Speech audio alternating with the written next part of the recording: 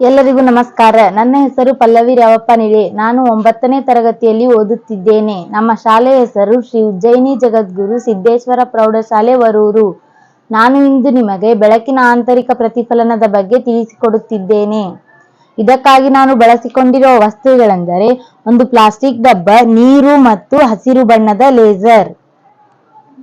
ಈಗ ನೋಡಿ, ನಾನು ಡಬ್ಬದ ಹೊರಭಾಗದಿಂದ ಓರೆಯಾಗಿ ಲೇಸರ್ ಬೆಳಕನ್ನು ಹಾಯಿಸುತ್ತಿದ್ದೇನೆ.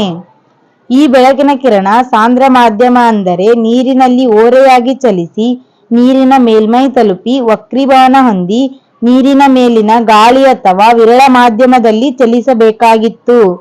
ಆದರೆ ಇಲ್ಲಿ ಹಾಗಾಗುತ್ತಿಲ್ಲ. ಇದಕ್ಕೆ ಕಾರಣ ಏನೆಂದರೆ ನೀರಿನ ಒಳ ಮೇಲ್ಮೈ ಮತ್ತು ಹಸಿರು ಬೆಳಕಿನ ಕಿರಣಗಳ ಮಧ್ಯದಲ್ಲಿ ಉಂಟಾಗುವ ಕ್ರಾಂತಿಕಾರಿಕ ಕೋನ. ಇದರ ಅಳತೆ 90 ಡಿಗ್ರಿ ಆಗಿರುತ್ತದೆ. ಅಂದರೆ ಬೆಳಕಿನ ಕಿರಣವು ಹೆಚ್ಚಿನ ಸಾಂದ್ರತೆಯ ನೀರಿನ ಮಾಧ್ಯಮದಿಂದ ಕಡಿಮೆ ಸಾಂದ್ರ ಗಾಳಿ ಮಾಧ್ಯಮಕ್ಕೆ ಚಲಿಸುವಾಗ ವಕ್ರೀಭವನ ಕೋನವು 90 ಡಿಗ್ರಿ ಆಗುವಂತೆ ಮಾಡುವ ಪತನ ಕೋನವಾಗಿದೆ. ಈ ಕೋನಕ್ಕಿಂತ ಹೆಚ್ಚಿನ ಕೋನದಲ್ಲಿ ಬೆಳಕು ಬಿದ್ದರೆ ಅದು ಒಳಮುಖವಾಗಿ ಅದೇ ನೀರಿನ ಸಾಂದ್ರ ಮಾಧ್ಯಮದಲ್ಲಿಯೇ ಪ್ರತಿಫಲಿಸುತ್ತದೆ. ಅದನ್ನೇ ಸಂಪೂರ್ಣ ಆಂತರಿಕ ಪ್ರತಿಫಲನ ಎನ್ನುವರು. ಇದನ್ನು ನಾವು ಕೃತಕ ಆಪ್ಟಿಕಲ್ ಫೈಬರ್ಗಳಲ್ಲಿ ಮತ್ತು ನೈಸರ್ಗಿಕವಾಗಿ ಮರುಭೂಮಿಗಳಲ್ಲಿ ಉಂಟಾಗುವ ಮರೀಚಿಕೆಗಳು ಸಹಿತ ಇದರಿಂದಲೇ ಉಂಟಾಗಿರುತ್ತವೆ.